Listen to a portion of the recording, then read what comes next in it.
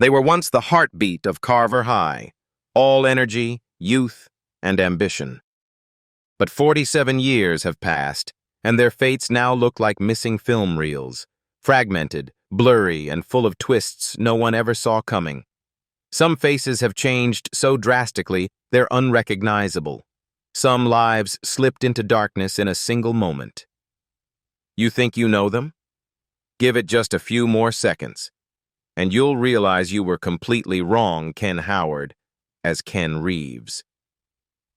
Ken Howard was born on March 28, 1944, in El Centro, California.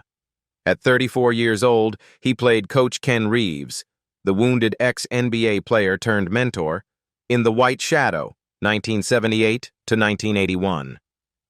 His presence anchored the series with quiet authority and emotional gravity. To millions of viewers, he became the heart of Carver High. But while Coach Reeves led a team, Howard's real-life marriages fell apart one by one.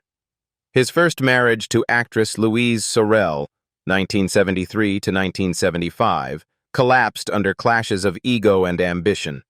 She was rising on Broadway while he was still clawing for stability, and their fights over work eventually turned into cold silence. His second marriage to advice columnist Margot Lederer, 1977 to 1991, was even more punishing. She resented the constant relocations required by his television work. Their final years together were filled with shouting matches about his long absences during Dynasty and the Colbys, eventually breaking him emotionally just as his career demanded its sharpest focus. By the time he entered his third marriage with stuntwoman Linda Fetters in 1992, Howard was already exhausted. Linda supported him fiercely, but his new role as president of SAG-AFTRA, 2009 to 2016, pushed their relationship to its limit. Union battles kept him away from home for months, and stress from contract negotiations coincided with the early stages of prostate cancer. In 2000, kidney failure nearly killed him, forcing a transplant from family friend Jeannie Epper, leaving him weak for years. Worse, the shingles attack in 2016 struck when his immune system was already collapsing, leaving him in and out of hospitals while still trying to lead a 160,000-member union. Ken Howard died on March 23, 2016, at age 71, from pneumonia complicated by shingles and end-stage prostate cancer. He passed away in Valencia, California, becoming the first SAG-AFTRA president to die in office. His estimated net worth of $10 million reflected a lifetime of work, leadership, and the physical suffering he endured long after the cameras stopped rolling Byron Stewart as Warren Coolidge. Byron Stewart was born on February 14, 1955, in Chicago, Illinois. At 23 years old, he played Warren Coolidge, the gentle 6'8" center whose humor and vulnerability balanced Carver High, in The White Shadow, 1978 to 1981. His towering presence made Coolidge unforgettable, a character audiences loved for his innocence and quiet strength. But his personal life was far more fragile than the upbeat Coolidge he portrayed. Stewart married his first wife, a Chicago schoolteacher, in 1979. Their marriage suffered under the crushing financial instability that followed his career slowdown after St. Elsewhere, when chronic back injuries forced him out of acting for nearly 5 years. Medical bills piled up, auditions dried out, and the couple spent years arguing over unpaid rent and mounting debt. By 1992, constant fights about money and his inability to return to full-time work shattered their relationship. The divorce was emotionally devastating. Stewart later admitted it pushed him into a dark period of depression and isolation that lasted several years. His second marriage in 1995, this time to a film producer, brought more stability but came with new pressures. She worked long, demanding hours, and he battled lingering back pain from his basketball days that required multiple surgeries. Worse, after the death of his White Shadow co-star Nathan Cook in 1988, Stewart slipped into a period of alcohol dependency. Their home life was strained by late-night drinking, mood swings, and his frustration over being unable to secure major acting roles due to ongoing physical limitations. Only after joining a support group did Stewart finally pull himself out of the spiral, allowing his marriage and family life to stabilize again. Today, Stewart is 70 years old, living quietly in Riverside County, California, surrounded by his children and grandchildren. He still reads for occasional acting roles while working part-time as an account manager for a global security firm. His net worth, approximately $2 million, comes from recurring TV residuals and real estate investments in Chicago. Thomas Carter as James Hollywood Hayward. Thomas Carter was born on July 21, 1953, in Chicago, Illinois. At 25 years old, he played James Hollywood Hayward, the rebellious sharpshooter whose emotional redemption arc became one of the show's strongest storylines. In The White Shadow, 1978 to 1981, his performance carried a raw vulnerability that instantly distinguished him among the ensemble. But behind that breakthrough was a private life marked by painful tests of loyalty. Carter married Lydia Fitzpatrick in 1983, just as he was fighting to transition from actor to director. A shift filled with terrifying uncertainty. When early directing jobs for St. Elsewhere and Miami Vice repeatedly fell apart, the mounting debt strained their marriage to the breaking point. Carter's long nights rewriting scripts in panic, Lydia's frustration over unpaid bills, and arguments about whether he should return to acting created a home full of tension. Their most explosive conflict came in 1995, when Carter's brief affair with a production assistant surfaced. Lydia nearly left him, and the scandal shook his confidence so violently that he considered abandoning Hollywood altogether.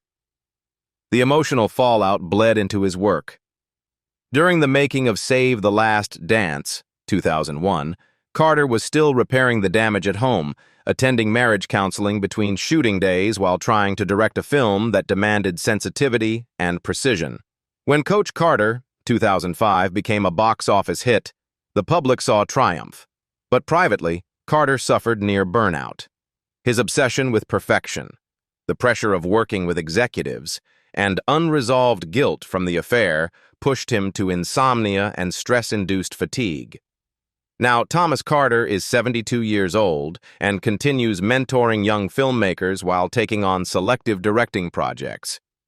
His marriage to Lydia has endured the worst of Hollywood's storms, strengthened by decades of counseling and shared resilience.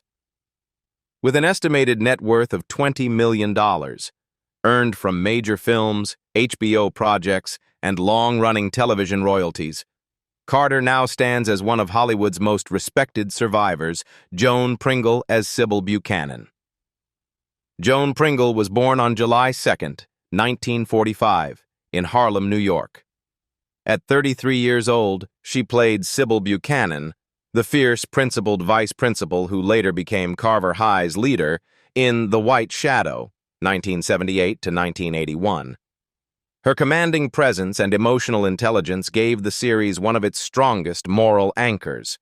She became one of the few black actresses of the era trusted with a position of authority on national television. But her off-screen life was tangled in painful battles for respect, especially in marriage. Pringle's first marriage to actor Vince Edwards, 1965 to 1967, deteriorated quickly.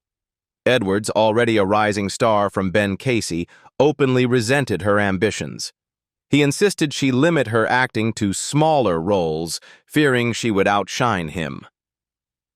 Their arguments, fueled by jealousy and competition, turned explosive backstage during her stage performance in For Colored Girls. The relationship collapsed within 2 years. Her second and most devastating chapter came with actor Theodore Teddy Wilson, whom she married in 1980. Wilson, known for That's My Mama, supported her deeply, but the marriage was shadowed by career frustration.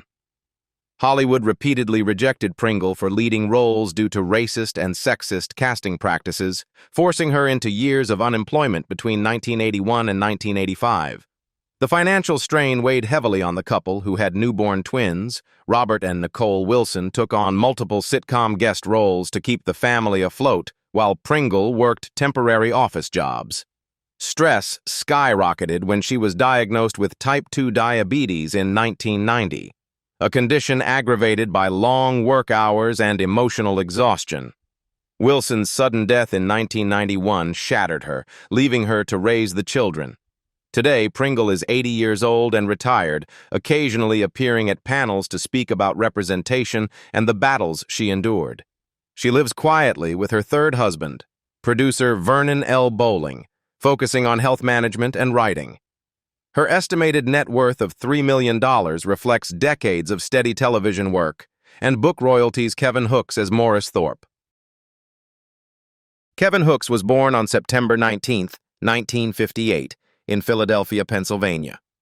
At 20 years old, he played Morris Thorpe, the intelligent, sharp-tongued captain of Carver High, in The White Shadow, 1978 to 1981. His performance became one of the show's emotional pillars. But Hooks' private life unraveled in ways his character never had to face.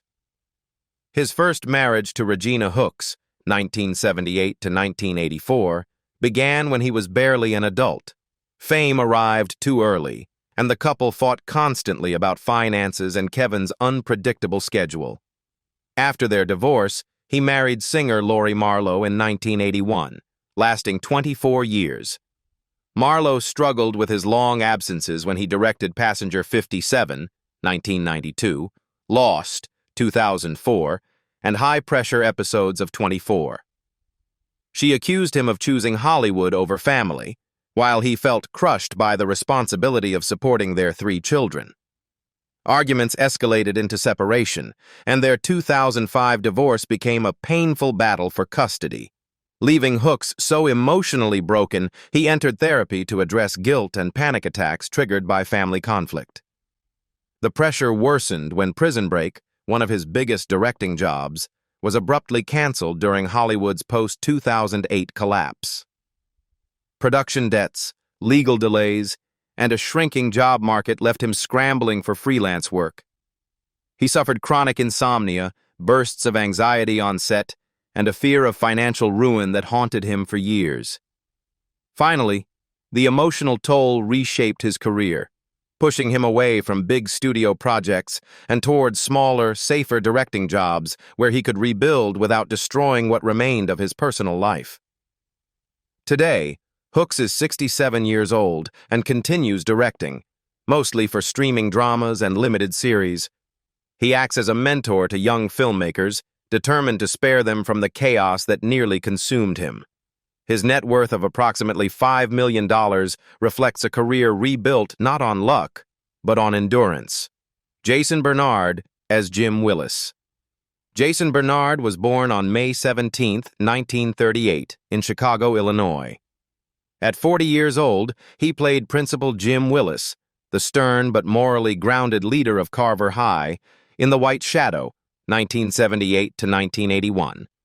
His performance brought a quiet authority to the show, often clashing with Coach Reeves in ways that felt painfully real. Bernard's controlled intensity gave Jim Willis a weight few TV principals had ever carried.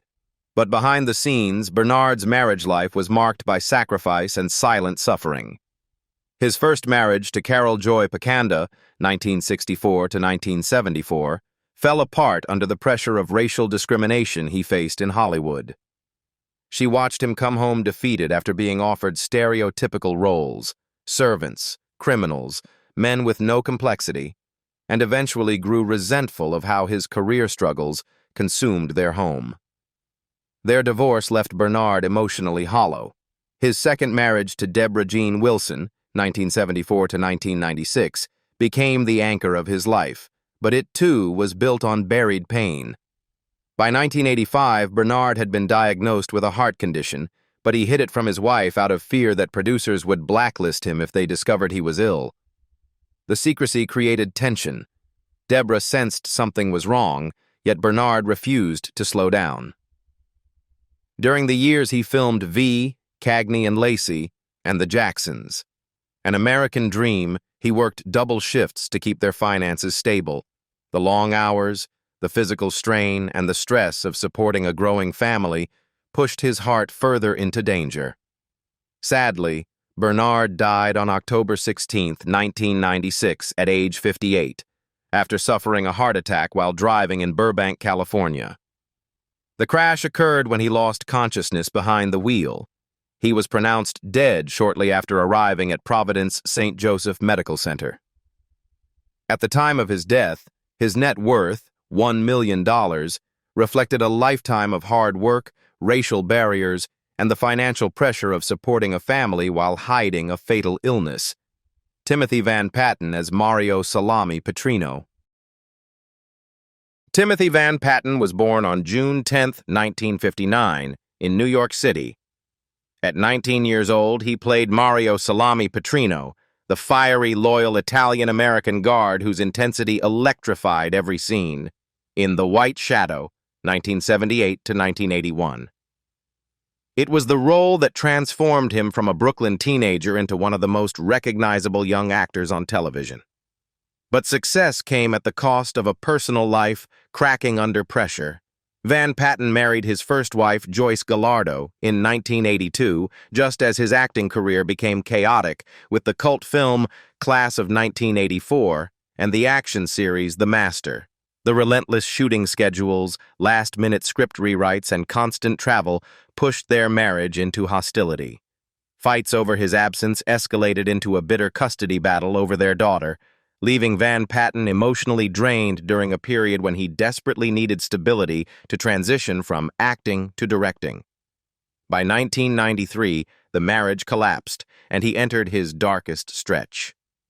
His second marriage, to Lisa Lindgren in 1995, brought more companionship, but introduced a new demon: overwork. As Van Patten climbed into HBO's inner circle directing The Sopranos, Sex and the City, and Deadwood, he developed a reputation for obsessive dedication. While shooting The Wire and Rome, he slept just a few hours a night, skipped meals, and lost weight rapidly. In 2005, he collapsed on set from sheer exhaustion, a frightening hospitalization that forced Lindgren to confront the price he was paying. Even after winning Emmys for The Pacific and Boardwalk Empire, the strain of simultaneously directing Game of Thrones episodes caused tension at home, with Lindgren pleading for boundaries he struggled to maintain. Now, Tim Van Patten is 66 years old and remains one of television's most sought-after directors, splitting his time between HBO and Netflix. Despite a calmer pace, he still works obsessively on prestige dramas and supports the rising career of his daughter, actress Grace Van Patten. His estimated net worth of $12 million comes from decades of producing, directing, and negotiating some of the most influential contracts in modern TV history. Jerry Fogle as Bill Donahue. Jerry Fogle was born on January 17, 1936, in Chester, New York. At 42 years old, he played Bill Donahue, the calm, steady support teacher and devoted husband of Katie, in The White Shadow, 1978 to 1981. His presence offered a rare softness amid the show's constant turmoil. Fogle gave Donahue a quiet humanity that grounded the school's chaos. But off-screen, his marriage history was far more complicated than the stability his character projected. His first marriage, to Brenda Elaine Levison, 1959 to 1971, collapsed under the stress of young parenthood and Fogle's unpredictable early career, arguments over finances, constant relocations, and his growing frustration at being typecast in minor comedic roles fractured their relationship until divorce became unavoidable. His second marriage to Barbara K. Fromm, 1979 to 2000, began during his Bob Newhart show years, but soon fell into strain as Fogle wrestled with the humiliation of repeatedly being boxed into supporting roles. Their separation in 2000 left Fogle discouraged.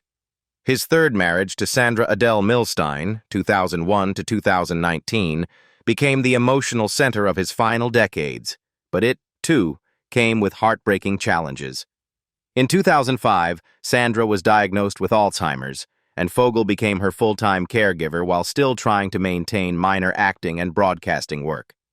The emotional exhaustion was overwhelming: sleepless nights, forgotten faces, and the slow erasure of the woman he loved. The stress accelerated his own decline, and in 2015 he was diagnosed with Lewy body dementia. Sadly, Jerry Fogle died on October 21, 2019, at the age of 83 in Kansas City, Missouri, from complications related to Lewy body dementia. His final years were spent in assisted care, still visited daily by Sandra until her own decline made it impossible. At the time of his death, his estimated net worth was $1.5 million. Larry Flash Jenkins as Wardell Stone.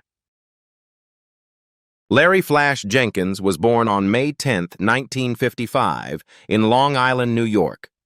At 24 years old, he played Wardell Stone, the energetic comedic guard whose levity softened the intense battles at Carver High, in The White Shadow, 1978 to 1981. His bright smile and lightning-fast humor made him one of the show's most lovable personalities.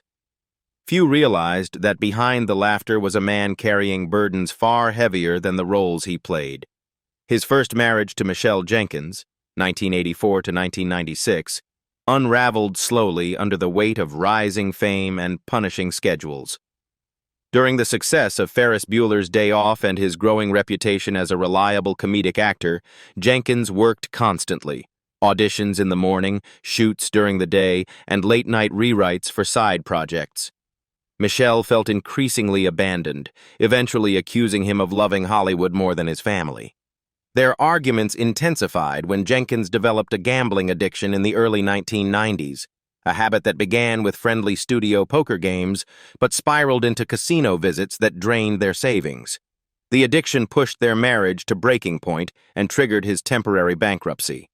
His second marriage to Jean Coleman Jenkins, beginning in 1997, initially offered hope, but soon faced the same emotional fractures. Jean supported his shift toward writing and producing, especially gospel-themed films like Pastor Jones and House of Grace, but she struggled with the instability left behind by his financial past. Jenkins worked non-stop to rebuild himself, directing independent projects and taking small acting roles to cover debts. Stress from rebuilding his career took a toll. Sleepless nights, rapid weight changes, and depression he masked behind humor. Sadly, Larry Flash Jenkins died on April 25, 2019, at age 63, after a sudden heart attack at his home in Los Angeles. He left behind his wife Jean, his son Jeffrey, and a legacy defined by both joyful performances and private battles rarely seen by the public. At the time of his death, his estimated net worth was approximately $1 million. Ira Angustain as Ricky Gomez. Ira Angustain was born on March 3, 1958, in Los Angeles, California. At 20 years old, he played Ricky Gomez, the street-smart, quick-witted guard who brought humor and heart into every chaotic moment, in The White Shadow, 1978 to 1981. His charisma made Ricky one of the show's most memorable young players. But off-screen, Angustain's life carried a quiet struggle that shaped everything that followed. He married his longtime partner in 1980, a woman who stood by him during the unpredictable aftermath of early fame. Their marriage, though loving, endured heavy pressure when Angustain found himself typecast after the TV movie Can You Hear the Laughter? The story of Freddie Prinze, 1986. Unable to secure meaningful roles and increasingly frustrated by the lack of opportunities for Latino actors, he withdrew from the industry entirely. The emotional weight of leaving acting created years of tension at home. His transition into business brought even greater turmoil. In the early 1990s, Angustain invested heavily in a startup venture that collapsed during an economic downturn, leaving him buried in debt and battling creditors. The financial crisis nearly destroyed his marriage. Arguments about unpaid bills, foreclosure threats, and uncertainty about the future pushed the couple into counseling. Angustain admitted later that he felt like he had lost everything twice: First the career, then the money. The stress took a physical toll as well.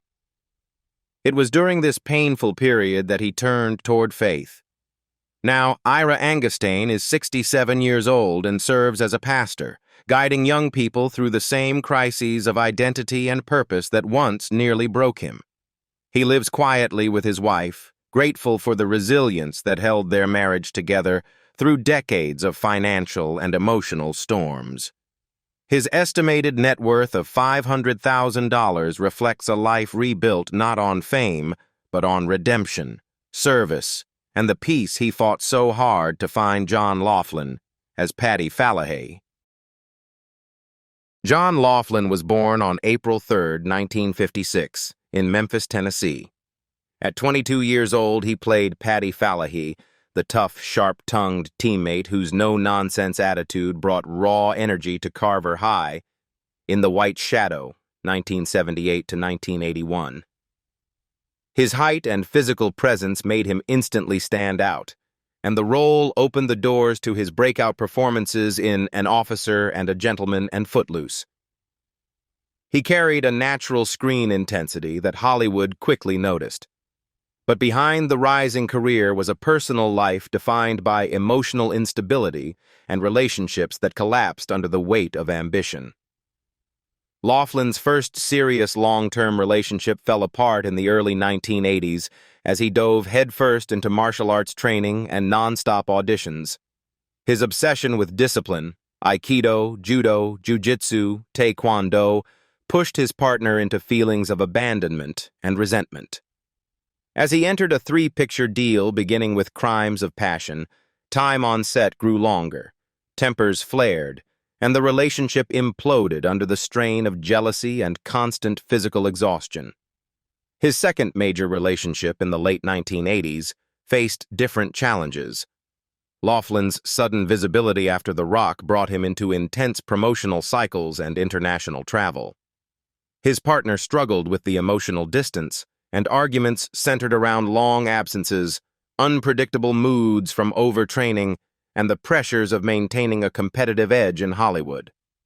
By the mid-1990s, the relationship ended quietly, leaving Laughlin to rebuild both emotionally and professionally. Today, John Laughlin is 69 years old and continues to work steadily in television and independent film. He lives a quieter life, balancing acting with competitive shotgun sports and mentoring younger performers. His estimated net worth of $1 million reflects a long career marked by persistence and discipline. John Mengatti as Nick Vitaglia.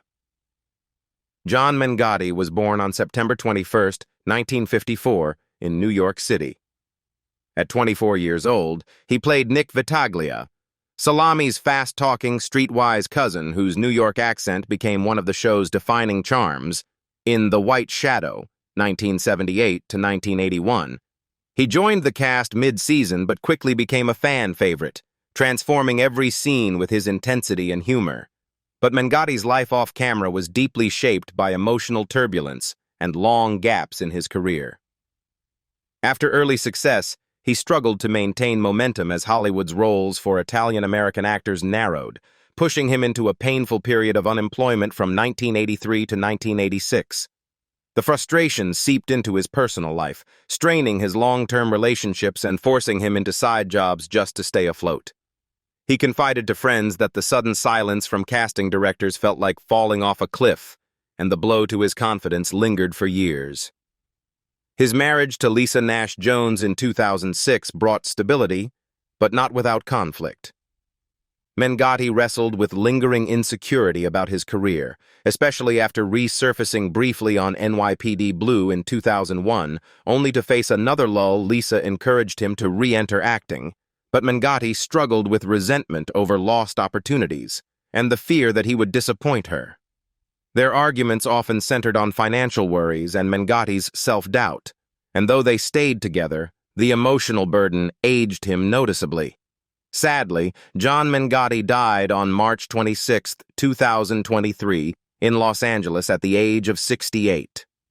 His passing came quietly, but fans of The White Shadow remembered him as the fiery heart of every scene he touched. His estimated net worth of $500,000 reflected a life of modest earnings.